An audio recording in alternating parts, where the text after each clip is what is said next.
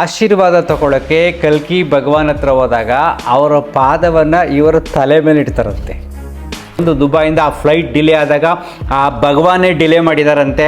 ಕೂಡ ಎಷ್ಟೋ ಅನುಗ್ರಹಗಳನ್ನ ಕೊಡ್ತಾ ಬರ್ತಿದ್ದಾರೆ.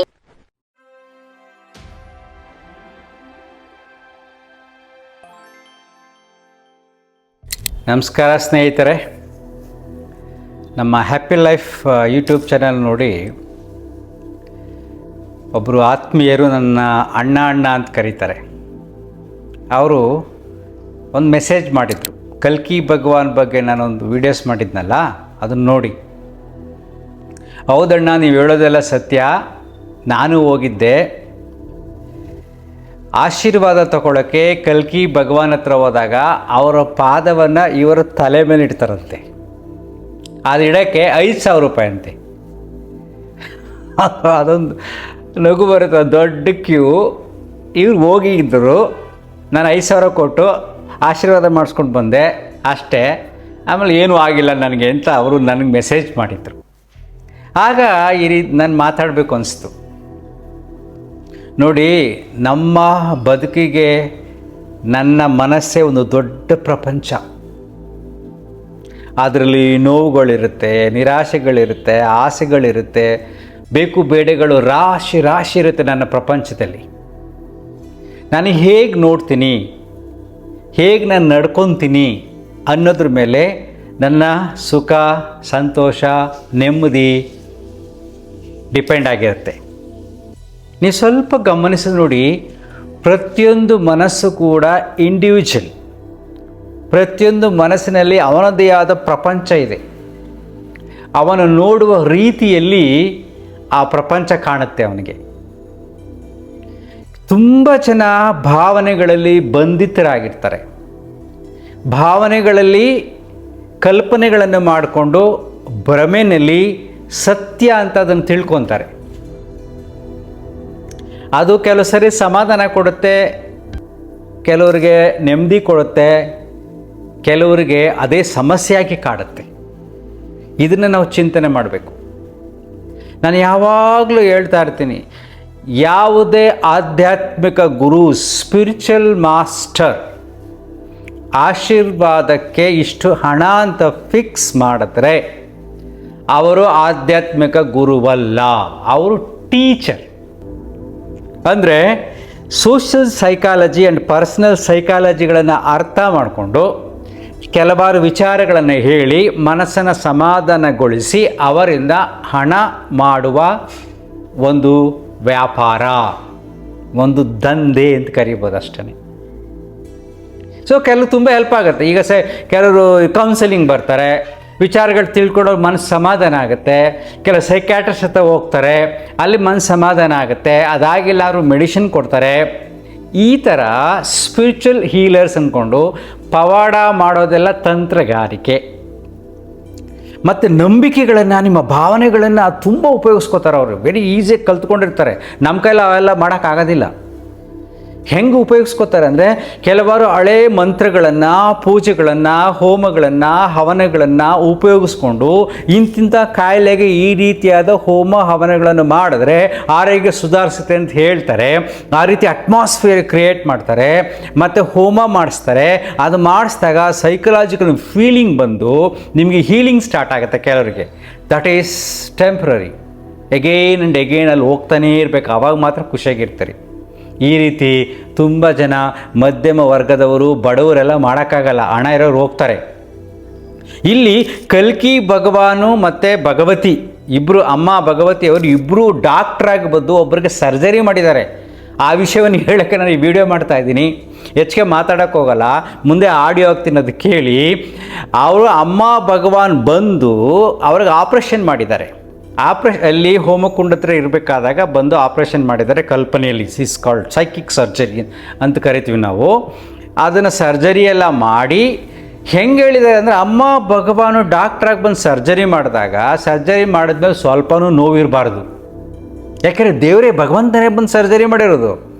ಸೊ ಅವ್ರು ಹೇಳ್ತಾರಂತೆ, ಇನ್ನೂ 15 ದಿನ ಇರುತ್ತೆ, ಆ ನೋವು ಜಾಸ್ತಿ ಇರುತ್ತೆ ಅಂತ ಹೇಳಿದ್ರಂತೆ. ಇವ್ರು ಅದೇ ರೀತಿ 15 ದಿನ ಮಂಡಿ ನೋವನ್ನ ಅನುಭವಿಸಿದ್ದಾರೆ. ಅದೇ ಮತ್ತೆ ಹೆಂಗಾಯ್ತ್ರಿ, ಅಮ್ಮ ಭಗವಾನ್ ಡಾಕ್ಟ್ರಾಗಿ ಬಂದು ಸರ್ಜರಿ ಮಾಡಿ ಏನು ಮುಂದೆ ಪ್ರಯೋಜನ ಅಂದರೆ, ನಿನ್ನ ಮನಸ್ಸಿನಲ್ಲಿ ನಿನ್ನ ಕಲ್ಪನೆಯಲ್ಲಿ ಸರ್ಜರಿ ಆಗಿದೆ. You are the creation of everything. ನಿನ್ನ ಮನಸ್ಸೇ ಎಲ್ಲ ಕ್ರಿಯೇಟ್ ಮಾಡಿದೆ ಕಥೆಯನ್ನು. ಅದನ್ನು ಪವಾಡ ಅಂತ ಹೇಳ್ಕೊತಾರೆ. ಆಡಿಯೋ ಹಾಕ್ತೀನಿ ಕೇಳಿ ಎಷ್ಟು ಚೆನ್ನಾಗಿದೆ ಅಂತ, ಅವಾಗ ಗೊತ್ತಾಗುತ್ತೆ. 15 ದಿನ ಸಫರ್ ಮಾಡ್ತಂತೆ, ಆಮೇಲೆ ನೋವು ಹೋಯ್ತಂತೆ. ಅದನ್ನು ಎಲ್ಲ ಜನಗಳ ಎದುರುಗಡೆ ಅವ್ರು ಹೇಳ್ಕೊತಾರೆ. ಅದನ್ನು ನೋಡಿ ದಾಸಾಜಿ ಅಂತ ಕರೀತಾರೆ, ಅಂದರೆ ಅವರು ಟೀಚ್ ಮಾಡೋರು. ಅವ್ರ ಹತ್ರ ಹೇಳ್ಕೊತಾರೆ, ಸೂಪರ್ ಅಂತ ಹೊಗಳ್ತಾರೆ. ಇದನ್ನೆಲ್ಲ ಹೇಳ್ಕೊತಾರಲ್ಲ ಪವಾಡಗಳನ್ನು, ಅದನ್ನು ಕೇಳೋರು ಕೆಲವ್ರಿಗೆ ಏನು ಆಗದಿರೋರಿಗೆ ನನಗೂ ಹಿಂಗಾಗುತ್ತೇನೋ ನನಗೂ ಹಿಂಗಾಗುತ್ತೇನೆ ಅಂತ ಆ ಕಲ್ಪನೆ ಮಾಡಿಕೊಂಡು ಅಮ್ಮ ಭಗವಾನ್ ಭಗವಾನ್ ಭಗವಾನ್ ಭಗವಾನ್ ಅಂದ್ಕೋತಾ ಇದ್ರೆ ನಿಮಗೆ ಕನಸಿನಲ್ಲಿ ಆಗುತ್ತೆ. ಒಬ್ಬರು ಕನಸು ಕೂಡ ಹೇಳಿದ್ದಾರೆ.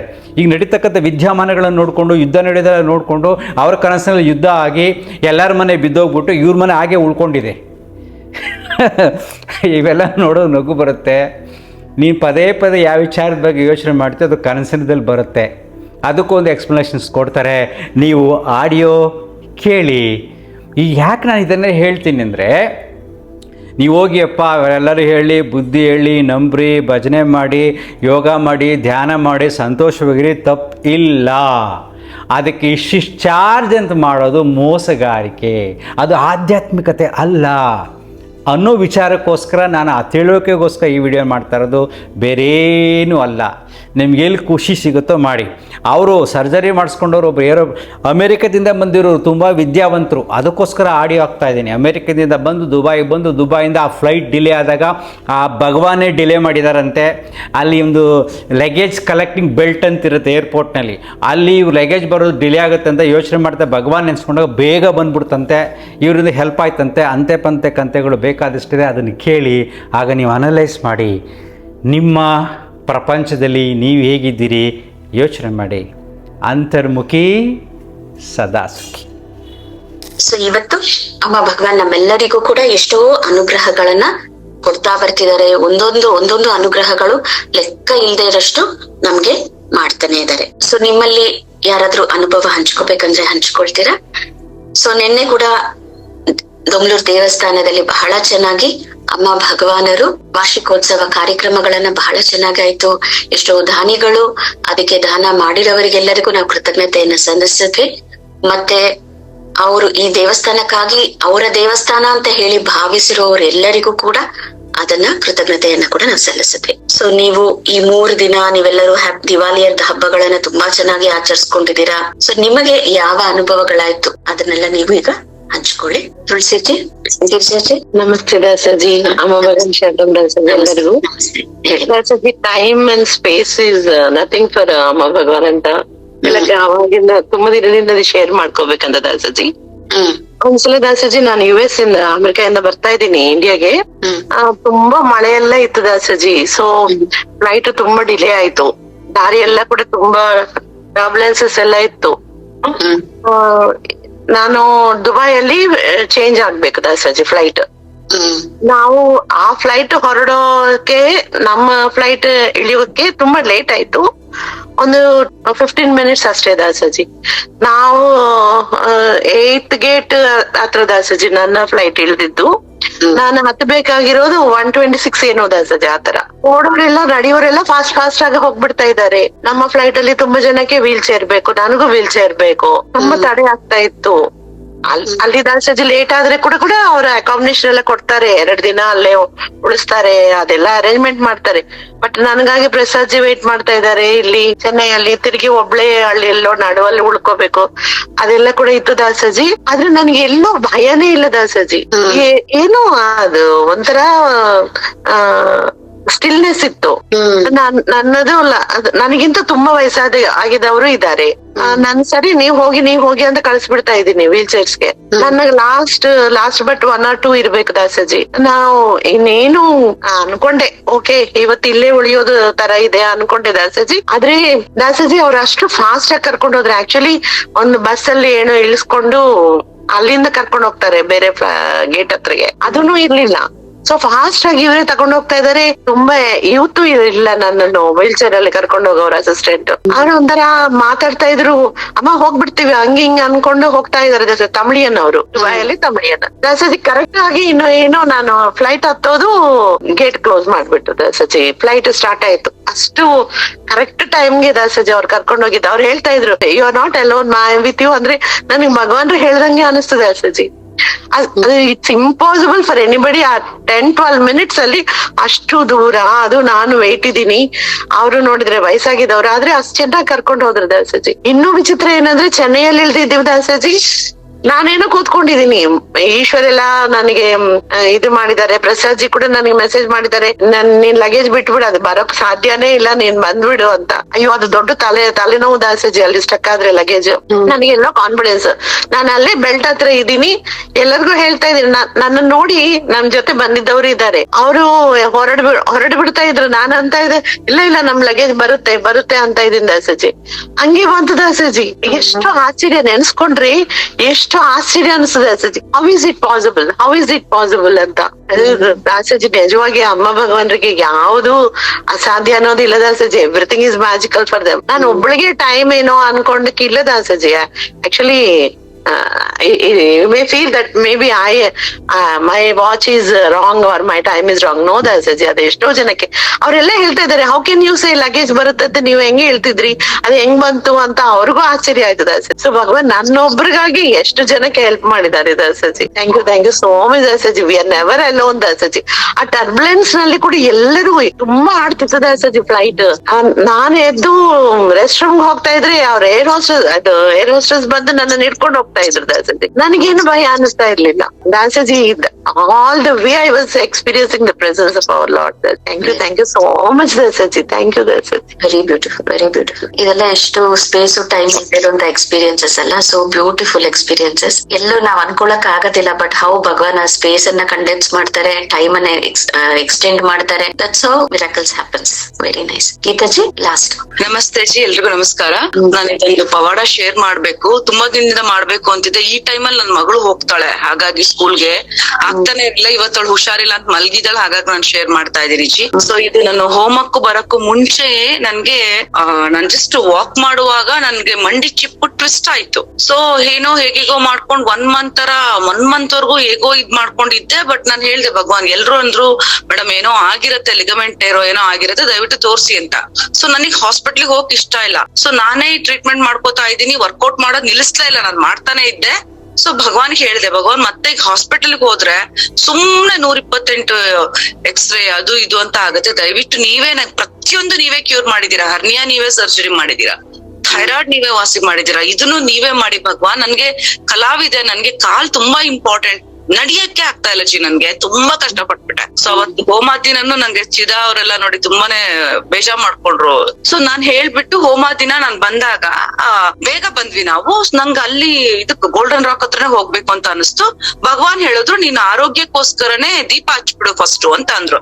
ಸೊ 108 ಬತ್ತಿ ತಗೊಂಡ್ಬಿಟ್ಟು ದೀಪ ಹಚ್ಬಿಟ್ಟು ಆರೋಗ್ಯಕ್ಕೆ ಹಚ್ಬಿಟ್ಟು ಕುತ್ಕೋ ನೀನು, ನಾನ್ ಇವಾಗ ಸರ್ಜರಿ ಮಾಡ್ತಾ ಇದ್ದೀನಿ ನಿನಗೆ ಅಂತ ಅಂದ್ರು. ಸೋಕೆ ಭಗವಾನ್ ಅಂತ ಹೇಳಿ ನಾನ್ ಚಾಂಟ್ ಮಾಡ್ಕೊಂಡು ಸುಮ್ನೆ ಮೂಲಮಂತ್ರ ಚಾಂಟ್ ಮಾಡ್ತಾ ನಾನ್ ಕೂತಿದ್ದೀನಿ. ಅಮ್ಮ ಭಗವಾನ್ ಇಬ್ರು ಕೂಡ ಡಾಕ್ಟರ್ ಆಗಿ ಬರ್ತಾರೆ. ಬಂದ್ಬಿಟ್ಟು ನನ್ಗೆ ಏನೋ ಒಂಥರ ಸರ್ಜರಿ ಮಾಡಿದ್ರು, ಅದನ್ನ ಅದು ಲೈನ್ ತರ ನನ್ಗೆ ಇತ್ತದು. ಸರ್ಜರಿ ಮಾಡ್ಬಿಟ್ಟು ಹೇಳಿದ್ರು ನನಗೆ, ಆಯ್ತು ನಿನ್ ಸರ್ಜರಿ ಕಂಪ್ಲೀಟ್ ಆಗಿದೆ. ಸೊ ಹೋಮದಲ್ಲಿ ನಿನ್ಗೆ ಸಂಪೂರ್ಣ ಅದು ಹೀಲ್ ಆಗ್ಬೇಕು. ಸೊ ಇವಾಗ ಸರ್ಜರಿ ಆದಾಗ 15-20 ನಿಮಿಷ ನಿನ್ಗೆ 20 ದಿವಸ ನಿನ್ಗೆ ರೆಸ್ಟ್ ಬೇಕಾಗತ್ತೆ ಅಲ್ವಾ, ಸೇಮ್ ಅದೇ ತರ ಆಗತ್ತೆ. ಡೀಪರ್ ಆಗಿದೆ. ಸೊ ಹೋಮದಲ್ಲಿ ಹೀಲ್ ಆಗ್ತಾ ಇರತ್ತೆ, ಬಟ್ 15 to 20 days ನಿನಗೆ ಪೇನ್ ಇರತ್ತೆ, ಅದನ್ನ ನೀನ್ ತಡಿಬೇಕು. ಆಮೇಲೆ ಕಂಪ್ಲೀಟ್ ಕ್ಯೂರ್ ಆಗ್ಬಿಡೋದು, ಸರ್ಜರಿ ಆಗಿದೆ, ಡೋಂಟ್ ವರಿ ಅಂತ ಅಂದ್ರು. ಅದಾದ್ಮೇಲೆ ಜಿ ನನ್ಗೆ ಟೆಂಪಲ್ ಗೋಲ್ಡನ್ ರಾಕ್ ಇಂದ ಹೋಮ ಪ್ಲೇಸ್ ನಡಿಯಕ್ಕೆ ಆಗ್ತಾ ಇಲ್ಲ, ನನ್ಗೆ ಅಷ್ಟು ನೋವು ಆಗ್ತಾ ಇದೆ. ಈಗ ಆಪರೇಷನ್ ಮಾಡಿ ಬಾಡಿ ಹಾಕ್ದಾಗ ಯಾವ ರೀತಿ ನಮ್ಗೆ ಪೇನ್ ಇರತ್ತೋ ಸೇಮ್ ಜಿ ನನ್ಗೆ ಹೆಜ್ಜೆ ಇಡಕ್ಕೆ ಆಗಿಲ್ಲ. ಹೇಗೋ ಬಂದ್ ಹೋಮದಲ್ಲಿ ನಾನು ಕುತ್ಕೊಂಡೆ, ಹೋಮದಲ್ಲಿ ನಡಿಬೇಕಾದ್ರೂ ಒಂದು ಪೇನ್ ಆಗ್ತಿದೆ ಅಂದ್ರೆ ನನಗೆ ಅಷ್ಟು ಪೇನ್ ಆಗ್ತಿದೆ. ಹೊರಗಡೆ ಬರಕ್ ಆಗ್ತಿಲ್ಲ, ಊಟ ಮಾಡಕ್ ಬರಕ್ ಆಗಿಲ್ಲ ನನಗೆ. ಹೊರಗಡೆನೆ ಕೂತ್ಕೊಂಡಿದ್ದೆ, ಮಕ್ಕಳೇ ನನ್ ತಟ್ಟೆಲ್ ತಂದು ಊಟ ತಂದು ಕೊಟ್ರು. ಸೊ ಅದೇ ತರ ನೋವು ನನಗೆ 3 days ಆದ್ಮೇಲೆ ಕಡಿಮೆ ಆಯ್ತು. ಆಮೇಲೆ ಗ್ರಾಜುಲಿ ಕಡಿಮೆ ಆಗ್ತಾ ಮೊನ್ನೆ 15 days ಆದ್ಮೇಲೆ ನನಗೆ ಕಂಪ್ಲೀಟ್ ಕ್ಯೂರ್ ಆಗಿದೆ. ನಡೆಯುವಾಗ ಟಕ್ ಟಕ್ ಸೌಂಡ್ ಬರ್ತಿತ್ತು, ಹೆಜ್ಜೆ ಇಡಕ್ ಆಗ್ತಿಲ್ಲ, ಕುತ್ಕೊಂಡ ತಕ್ಷಣ ಕ್ರಾಂಪ್ ತರ ಆಗ್ತಿತ್ತು. ಯಾವ್ದು ಇಲ್ಲ ಜಿ. ಸರ್ಜರಿ ನನ್ಗೆ ನನ್ ದೇಹಕ್ಕೆ ಆಗ್ತಾ ಇರೋ ಭಗವಾನ್ ಮಿಸ್ಟಿಕಲ್ ಆಗಿ ಮಾಡ್ತಾ ಇರುವಂತ 3ನೇ ಸರ್ಜರಿ ಜಿ ಇದು. ನನಗೆ ಪವರ್ಫುಲ್ ಅಂತ ಅಂದ್ರೆ ಅಷ್ಟು ಪವರ್ಫುಲ್ ಆಗಿದೆ. ಸೊ ಅಂದ್ರೆ ನಾನು 100% ನಾನು ಬಿಲೀವ್ ಮಾಡಿದೀನಿ, ನಂದೇನೇ ಆದ್ರೂ ಶರೀರಕ್ಕೆ ನೀನೇ ನೋಡ್ಕೊಳ್ಬೇಕು. ಸೊ ಆ ಸಂಕಲ್ಪ ಜಿ ನಂದು. So thank you so much ಜಿ. Thank you so much Amma Bhagavan. Thanks a lot. Very good, very good. Thank you, thank you.